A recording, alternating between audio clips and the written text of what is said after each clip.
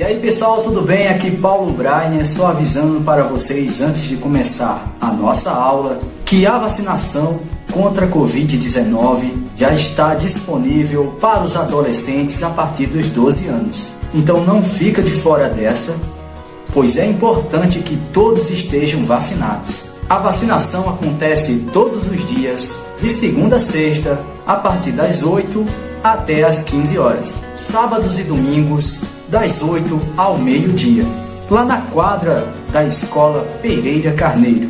Os adolescentes que estão na zona rural devem procurar a unidade de saúde mais próxima e fazer o agendamento da vacina, tá? É importante que vá acompanhado de um responsável maior de 18 anos. Então, galera, tá esperando o quê? Vamos juntos combater esse vírus. Atenção, porque vai começar a aula de matemática. Olá pessoal, tudo bem com vocês? Aqui é a professora Ismaele para mais uma aula de matemática do sexto ano. E hoje a gente vai fazer a revisão dos conteúdos para vocês fazerem uma boa prova. Então vamos prestar atenção, certo? Para a gente ter uma boa prova, tá bom? E vejam só, os conteúdos que a gente vai abordar, né, nessa aula serão a relação entre fração, número decimal e porcentagem, resolução de problemas com diferentes abordagens de porcentagem, desconto, acréscimo, tá? Também vamos ver retas paralelas, concorrentes e perpendiculares, e área e perímetro do quadrado e retângulo, certo? Esses são os conteúdos que vamos ver para a nossa avaliação de matemática, tá? E primeiro, vamos lá relembrar porcentagem. O que seria porcentagem, né? Vejam, a porcentagem, ela corresponde às frações cujo denominador é 100 e é representada pelo aquele símbolo ali que vocês estão vendo, que significa por cento. E a gente escreve da seguinte forma, né? 17 centésimos. Então, fica a fração na forma 17 sobre 100. Seu número decimal pode ser representado, né? Quando você divide por 100, 0,17. E ele mesmo em porcentagem, como símbolo, 17%. E as principais porcentagens que a gente tem? 100%, que é o total, né? Quando você tem assim, fiz uma compra, né? Em qual comprei 10 laranjas. O total, 10 laranjas, tá? Aí, se você comeu a metade das laranjas, aí, no caso, a porcentagem é o quê? 50%. E se for aí um quarto, né? Vai ser 25%. E se for décimos, né? No caso, assim, só a porcentagem de 10, no caso aí, vai ser 10%. E se você pegar apenas uma parte da laranja, no caso, né? Aí corresponde a 1%. Aí a gente sempre coloca a fração de 1 centésimo, 10 centésimos, 25 centésimos, tá? Essa é a representação em relação à porcentagem. Então, vamos lá praticar. Ó, quantos habitantes em cada grupo de 100 tem casa própria? Sabendo que, nessa cidade, 60 habitantes de cada grupo de 100 tem casa própria. Como é que eu posso representar isso aí por meio de fração, essa informação? Vejam, o total é quanto? 100, não é? E aí, ele diz que 60 habitantes de cada grupo tem casa própria, né? E aí, a gente representa assim, ó. 60 centésimos, né, que é a sua fração. Ao dividir por 100, representamos seu número decimal, que é 0,60. E ele em porcentagem, basta pegar o numerador, que é o 60, e colocar o símbolo de porcento. Então, fica 60%. Então, aí a gente tem as três representações, por fração centesimal, por porcentagem e número decimal. Fração centesimal, né, o denominador fica 100. O número decimal você divide por 100, né? E a porcentagem você coloca o símbolo de porcento, tá? Então, vamos lá para essa situação aí, ó. Em uma corrida cuja medida da distância do trajeto é 20 km, um atleta já percorreu 8 km. Qual porcentagem de todo o trajeto que ele já percorreu? Então, se for o trajeto todo é 20 km e ele percorreu apenas 8 km. Como é que eu posso representar isso? Por fração. Então, eu faço o quê? O denominador vai ser o todo, que é 20, né? E ali os 8 km que ele percorreu é a parte desse todo, né? Que é o 8. Então, a fração fica 8 sobre 20, né? E você pode simplificar essa fração, né? Para ficar uma fração redutível. E aí fica o seguinte, você dividindo ambos, o numerador e o denominador por 4, né? Então, faz o seguinte, 8 dividido por 4, 2. 20 dividido por 4, 5. E aí, a gente fica com a fração 2/5. E aí, para a gente transformar isso em uma fração centesimal, você tem que procurar um número que eu multiplico o 5, que vai dar 100. Nesse caso aí, o 20. Aí, quando você encontrar, você vai multiplicar tanto o numerador como o denominador. E aí, fica 20 vezes 5, 100, que é o total. E 20 vezes 2, 40. Então, esse numerador que a gente encontrou é a nossa porcentagem, 40%, certo? E aí, encontramos a porcentagem que ele está pedindo. Primeiro, você faz a fração, depois transforma essa fração em uma fração centesimal. E aí, o numerador vai ser a porcentagem. Há também, na porcentagem, além dessas situações simples, né, situações em que a gente vê o acréscimo e o desconto. E o que seria isso? Veja, o acréscimo a gente utiliza, né, que é um fator multiplicativo para o aumento de um valor. Quando o valor de um determinado produto recebe um aumento, o fator de multiplicação é dado por uma soma. Então, tipo, você vai somar os 100% que daquela situação, mais o acréscimo, que aí no caso, por exemplo, 10%, então fica 110%. E se for desconto, é o fator multiplicativo para desconto em um valor. Ou seja, para calcular o desconto de um produto, a fórmula do fator multiplicativo envolve uma subtração. Então, você vai pegar aquele todo, que é os 100%, menos o valor do desconto que ele está dando, daquela porcentagem. Então, faz 100, por exemplo, 100 menos 20, 80%. Então, você vai calcular aquele 80%, tá? Então, é isso. Acréscimo você vai acrescentar, desconto você vai retirar do valor. Então, vamos ver uma situação de cada um para vocês identificarem, né, como é que a gente pode calcular essas situações. Ó, vê só. Estamos acompanhando o crescimento de uma planta. Hoje ela tem 20 centímetros. Para a próxima semana, esperamos um acréscimo de 15% em sua altura. Qual a altura esperada? Então, é um acréscimo, pessoal, 15%, né? Ela já tem o quê? 20 centímetros. Então, como é que a gente pode calcular? A gente vai fazer uma soma, não é um acréscimo, né? Se é 100%, com os mais 15. E aí, a gente tem algumas maneiras de se calcular. Vejam só. Uma delas é o seguinte, ó. Devemos encontrar quanto é 15% de 20, né? E depois a gente soma a altura com os 20 centímetros. Então, como é que eu faço 15 de 20? Você vai fazer a fração centesimal dessa porcentagem. 15 sobre 100, divide em um número decimal e você vai multiplicar. 0,15 vezes 20 dá 3. E aí, você vai somar, né? Esses 15% de 20 é 3 e você soma. Então, fica 20 mais 3, que vai dar 23 centímetros. Essa é uma forma de você calcular. Outra forma é você pegar os 100%, né? Que é dos 20 centímetros, mais os 15%, que vai dar 115%. Não é isso? E divide por 100. Que aí vai dar o quê? 1,15. E você multiplica por 20, que vai dar o resultado já direto de 23 centímetros, tá? E aí, como se... Agora, no caso, em relação ao desconto, né? Uma perca no valor. Ó, espera-se que uma planta de 20 centímetros murche e perca na próxima semana 15% da sua altura. Qual será a altura da planta? Então, aí teve uma perca, né? Então, como é que a gente pode calcular? Está se tratando em relação a palavra desconto, né? Um decréscimo. Então, vê só como é que a gente calcula.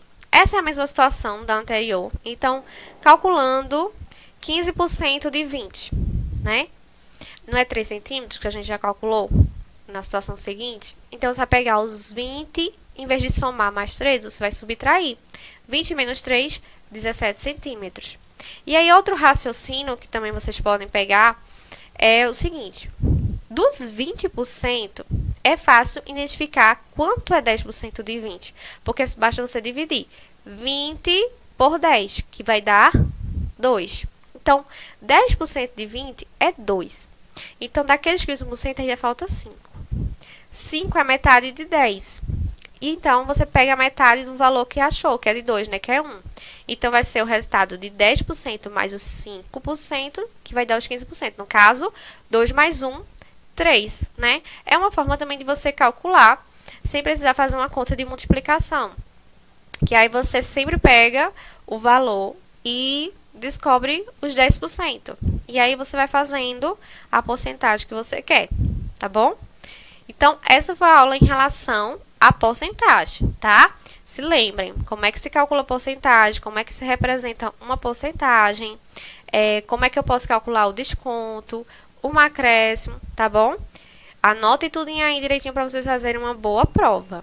Aí agora, a gente vai ver o outro conteúdo, tá? Que é relacionado às retas. Então, vamos relembrar, tá? O que seria ponto, plano e reta. O que seria ponto? Não possui dimensões e sua indicação é feita por letras maiúsculas no nosso alfabeto. Então, tá aí a representação de um ponto, tá? E a reta? A reta, a gente pode dizer que ela é imaginada sem espessura, né? Sem começo e sem fim. Ou seja, é ilimitada nos dois sentidos. Indica-se a reta com letras minúsculas do alfabeto. Então, ela não tem começo e nem fim a reta, tá? E aí, a gente representa por letras minúsculas. E o plano? Imaginando sem fronteiras, ilimitado em todas as direções, né? Aí a gente indica, em vez de ser pelo alfabeto, aí no caso, o alfabeto grego, que é o alfa, beta, gama, que a gente representa o plano, ok? E aí as retas. Vê, a gente tem as retas paralelas. Alguém lembra aí? Vamos relembrar? Ó, o que seriam essas retas? São retas que nunca se encontram, não possuem pontos em comum, né? Esses são exemplos aí que tem de retas paralelas. Elas podem ser na horizontal, na vertical, desde que elas não se toquem, né? Não possuam pontos em comuns. E a representação aí das retas paralelas. Já as retas concorrentes é aquelas que se cruzam em um ponto em comum e formam 4 ângulos, né? Vocês podem ver aí. Tem um caso específico dessas retas concorrentes, que são chamadas as retas perpendiculares. Que aí, os seus 4 ângulos, eles formam, aliás, os 4 ângulos, eles formam um ângulo de 90 graus, não é isso? Cada um daquele. E aí, são chamados de retas perpendiculares, que especificamente, o seu ângulo é o ângulo de 90 graus, tá? Vamos para uma situação para a gente identificar quais são as retas paralelas, quais são as concorrentes. Então, vejam só, temos essas 4 retas aí, ó, R, S, T e U. Contém os lados de um paralelogramo ABCD, como indicado na figura. Aí, qual é a posição relativa das retas? Então, aí, a reta R, que vocês podem verificar aí na imagem, com a reta S, elas são concorrentes ou paralelas? Vejam que a R e a S, elas se cruzam. Então, elas são concorrentes. E a reta S e T, que vocês estão vendo aí, também se cruzam. Então, vão ser, no caso aí, são paralelas, né? Que elas não se cruzam, não tem ponto em comum, que é a S e a T. E a gente pode chamar de paralela. E a reta R e a T, elas têm ponto em comum. Então, é uma reta concorrente. E a T e U são paralelas, como vocês podem ver aí, ó. E S e U, elas têm um ponto em comum, então Aí, no caso, vão ser concorrentes. Aí, a gente não tem nenhuma especificando que é perpendicular, só apenas que é uma reta concorrente, como vocês podem verificar aí na resolução, tá? Então, vocês prestem atenção. Paralelas não tem ponto em comum, é uma se posicionando com a outra, mas elas não se tocam. E as concorrentes se cruzam, tem um ponto em comum, tá? Vamos ver essa situação aí, ó. Tijuca é um bairro de zona do Rio de Janeiro, no Brasil. Copacabana é um bairro nobre situado na zona sul da cidade do Rio de Janeiro, no Brasil. Em um dos bairros mais famosos, tem o apelido de Princesinha do Mar. Observe a planta parcial abaixo, julgando os itens em verdadeiro ou F, certo? Então, a gente vai ver cada situaçãozinha dessa e ver se é verdadeiro ou falso. Vamos lá para a resolução, que a gente vai ver melhor a visualização. Então, ó, pessoal, vamos ver aí a resolução. Ó, vê só. A gente vai ver aí as ruas para saber se a afirmativa é verdadeira ou falso. Então, observem a imagem, tá aí onde está cada rua. Então, vê só. Na primeira diz o seguinte: Avenida Rio Branco é perpendicular à Rua Senhor dos Passos. Então, observando aí a rua, elas não são perpendiculares, tá? Porque nem se tocam, tá? Quando vocês observarem aí na imagem. Já a segunda afirmativa ali, ó. Podemos afirmar que as ruas Alfândega, Senhor dos Passos e Buenos Aires não são paralelas. Elas não são paralelas. Elas são sim paralelas, tá? Podem observar aí nas ruas que uma está paralela à outra. Então, essa afirmativa aí é falsa, porque elas são paralelas. Já a outra diz que a Rua Alfândega e Rua Miguel Couto são perpendiculares. Sim, afirmativa verdadeira, que elas se cruzam, tá? Essas duas ruas aí que vocês podem observar. E a última, a Avenida Presidente Vargas é perpendicular à Rua Buenos Aires. Essa afirmativa é falsa, ok? Então, a gente pode observar aí as posições das retas em uma situação de uma rua, tá? E agora, né, a gente viu aí as situações, né? Estudamos o que é um ponto, o que é uma reta, relembramos o que é um plano, o que é uma reta paralela, uma reta concorrente e a específica de caso, a perpendicular. Aí agora a gente vai para a questão de área e de perímetro, tá? Vamos lá, relembrando aí o que seria um perímetro e uma área de um quadrado ou de um retângulo, né? O perímetro vai ser sempre o comprimento em relação a um contorno, né?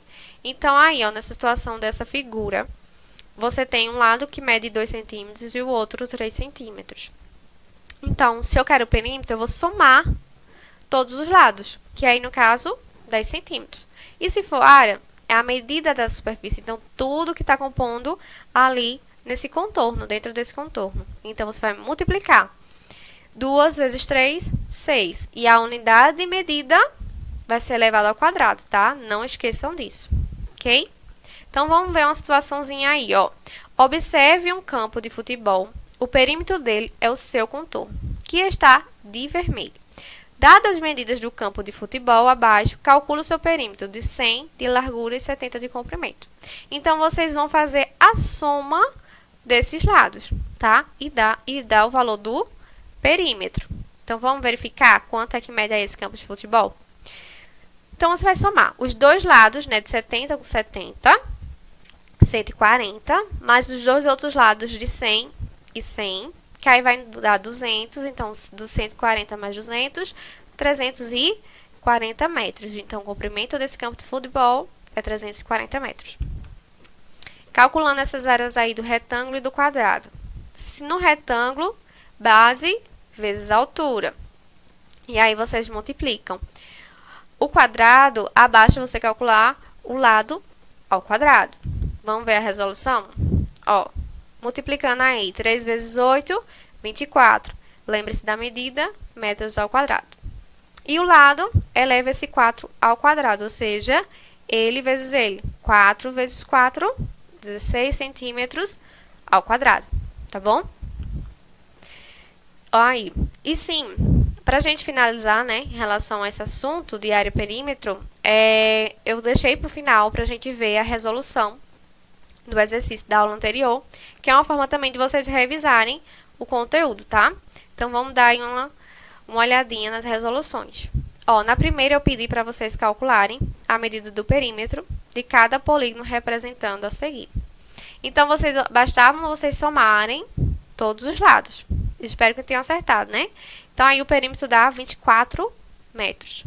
Na segunda situação, eu peço aí também para vocês me dizerem a quantidade mínima de arame em metros, quando ele deve comprar para dar 4 voltas no terreno. Então, primeiro eu tenho que saber o comprimento desse terreno. Para saber o comprimento, calculo o perímetro, tá? Então, aí o perímetro vai ser de quê? 34 metros ao quadrado. Só que ele quer saber 4 voltas, então você vai multiplicar ainda por 4, que vai dar, no caso aí, 136, tá? Percebam para vocês não marcarem logo de cara a alternativa A. Calculei o perímetro, é letra A. Não. Leiam o enunciado da questão. Aí, no caso, está dizendo o quê? Para dar 4 voltas no terreno. Então, a resposta correta, letra C. Na terceira, eu pedi para vocês calcularem a área de um quadrado de 12 centímetros. Basta multiplicar ele por ele mesmo. 12 vezes 12, 144 metros ao quadrado. Letra B. E a quarta, Odete quer colocar azulejo no piso de sua cozinha, que tem o seguinte formato, né? Como vocês verem aí na figura. Quantos metros quadrados de azulejo ela terá de comprar para conseguir cobrir toda a área do piso da sua cozinha? Então, basta vocês multiplicarem para saber a área, né? Base vezes altura, 3 vezes 5, que no caso dá 15 metros ao quadrado, letra A. Ok? E aí, para a gente finalizar, trago a seguinte situação. A Ana desenhou a quadra de futebol de salão da escola, onde trabalha numa malha quadriculada. A medida de área de cada quadrado da malha é igual a 1 metro ao quadrado. Então, cada quadradinho desse equivale a 1 metro. Então, basta vocês contarem quantos quadradinhos tem, que no caso aí são 10 metros ali, ó, e embaixo 20 metros. Multiplica 10 vezes 20, 200 metros ao quadrado. Alternativa correta, letra D, tá bom? Então, essa foi a aula de hoje, fazendo a revisão dos conteúdos. Espero que tenham gostado. Faça uma boa avaliação, tá bom, pessoal? Obrigada e boa prova!